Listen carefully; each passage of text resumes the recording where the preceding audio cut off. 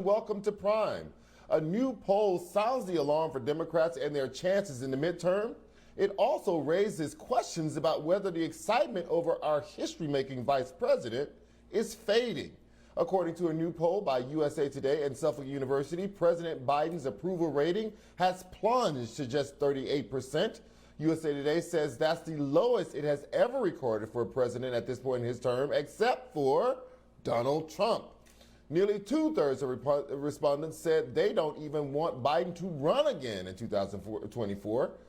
But that's not all. Perhaps even worse and more surprising is what the vice president's approval rating is at this point. Only 28% say they approve of her performance so far. According to the Los Angeles Times poll tracker, that's a historic low among modern vice presidents like Pence and Biden and Cheney and Gore in their first 10 months. Harris's election as vice president was once hailed as historic and the markings of a political star. But what happened? Joining me now to discuss is Washington correspondent for the Daily Beast, Eleanor Clift, and national political strategist, L. Joy Williams. So, Eleanor, what do you think is happening here? Biden is already not doing very many one-on-one interviews. The vice president has basically vanished from that media landscape. We don't see them together very often anymore. What is happening, do you think, in the White House? Well, I think, first of all, the vice presidency is kind of a terrible job. Nobody pays any attention to you unless you do something wrong, especially in the first year of a new presidency. She was standing next to him when he spoke to the country after the passage of the infrastructure bill. So she's not vanished completely, but I think she is feeling even more acutely than the president the disapproval or the disappointment of voters that all of the promises that they were made in a transformational campaign haven't been fulfilled. And I think she pays a bigger price because she was the symbol of the change that people were looking for, hoping for, and expecting. Now, it takes time in a democracy to deliver, but I'm not going to launch into the civics lesson. But I think there is a feeling of disappointment among the voters, and she's affected by that. But she's out there every day. I get the press releases. She was with the NASA administrator last week. She's everywhere, and I'm sure she gets local coverage. She doesn't get much national coverage. And the one major issue she's been associated with, speaking to the leaders of the Central American countries, I mean, she's on that case, but she's not really in charge of the immigration issue, and I don't know that she would want to be. The Homeland Security Secretary has taken that over. And, I bumped into Chris Matthews in the local Starbucks a couple of weeks ago, and he said to me, Eleanor, you should be writing about Kamala Harris, what's happened to her.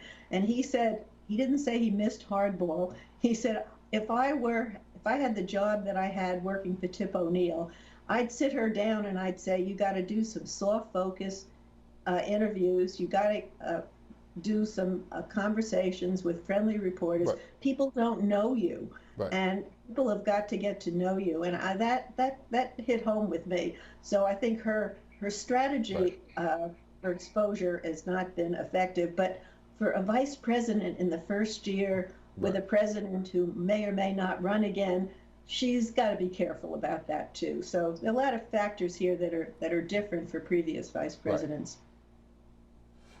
Well, Eljo, let's pick up on a bit of that. The one thing is no one in the administration is really sitting down for one-on-one interviews. The president certainly is not. We did a story on this show last week that compared his number of sit-down interviews at this point in his presidency to Trump and Obama, and it was nowhere near. I mean, it's just a minuscule number of these sit-downs, and the vice president is in that same mode. She's not sitting down for very many of these one-on-one interviews either. So there isn't the full press PR campaign. That's number one. And number two, as Eleanor brought up, two of the things on the vice president's desk are really big intransigent issues. One is immigration, and one is voting rights. And people are agitated about both.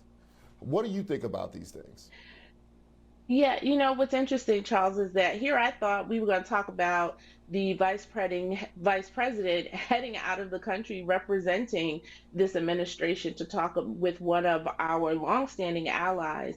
And last I checked, people don't get sent to do other stuff outside of work if they're not doing a good job. And to this point, the vice president has been traveling all across the country, has been working on a number of issues. And just because we don't see a lot of fluff pieces or her doing sit down interviews with people for people to get to know her doesn't mean she's not doing the job what she is supposed to do and holding up the administration and pushing forth the policy agenda, which is what people voted for Joe Biden and the vice president to go to Washington to do. I think the other thing that's missing, there's two other pieces I want to mention that are very important. Outside is now open, right? And so in the beginning part of this administration, we were still dealing with COVID protocols. And just imagine if the president and the vice president specifically was out doing so much more when people were still in their homes, still doing things virtually, which the vice president did very much so, did a number of virtual conversations and roundtables on issues, not fluff pieces, right? Talking about the issues that she wanted to actually go to be in the vice president's office to actually do. The second piece is that, which is missing there, is that this is a vice president unlike any other, right? This is a vice president who has to deal with sexist commentary and news stories on if she's likable, if she's not likable, do people not know her, do I want to get to know her a little bit better? We don't know what she's doing, right? And this is, as Eleanor mentioned in the beginning, people are not really following a vice president on what their daily schedule is on a regular basis to really have a favorable view. The only thing I get out of this national poll of this is if you look down further, is the population of folks that are still excited about Vice President Kamala Harris, I think is upwards of 60%, and that unfavorability rate is still low, which means she still can come home. Yeah, but I just want to make sure we underscore one thing, Joy. It's not all about just fluff pieces. She's not sitting down with serious journalists to ask serious questions either.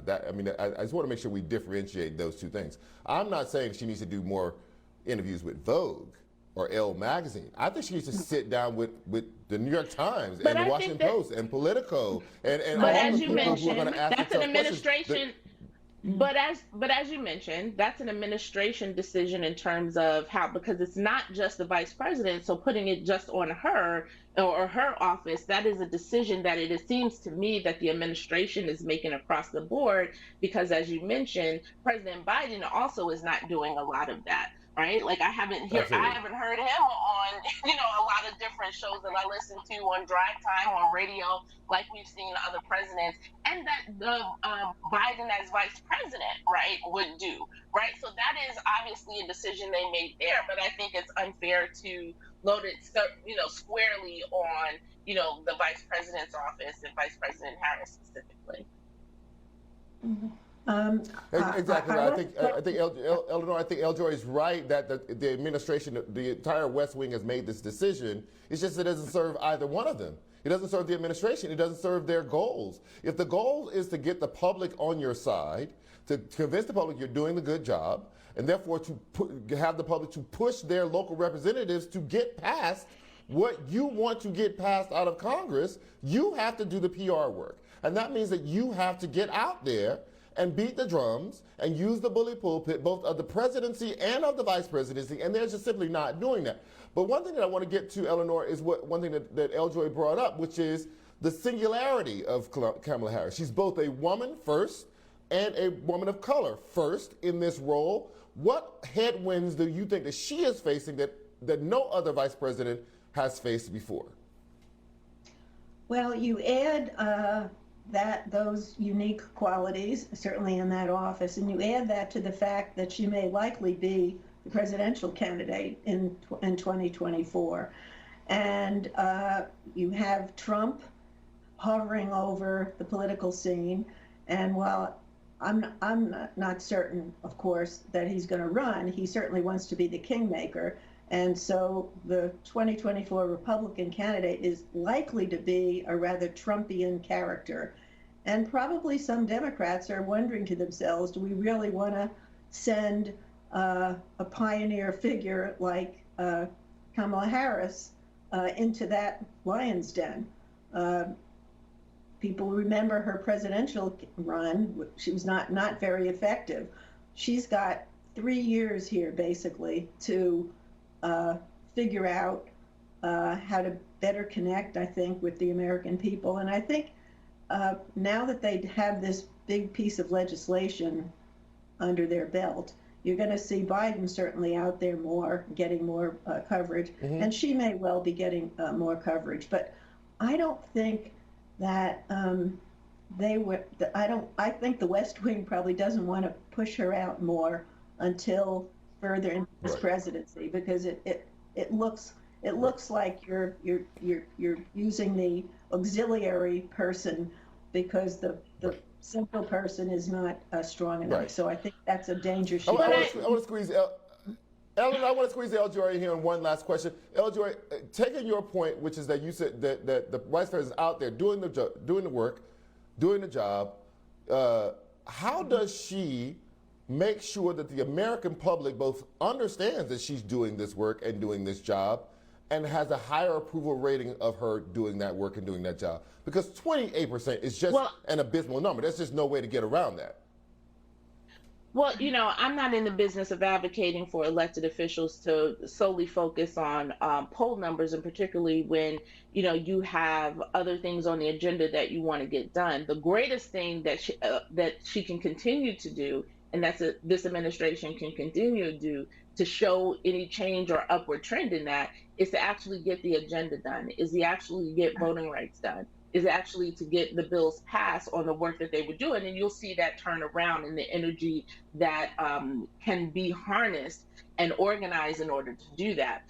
Her putting her head down, the administration putting their head down, whether or not we agree with their decision sort of not to include or be more open to the press in order to do that, right? But her focusing as vice president in her role, and the administration focusing on to get those things done, right? We know what the political landscape is. Certainly going out and beating the drum to Democratic voters so that they can get primed and ready, whether it's for a midterm election or a re-election or a new election come the presidential election.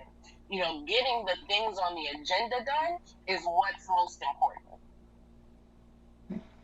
Eleanor Clift and L. Joy Williams, thank you both for joining me tonight. Really important conversation.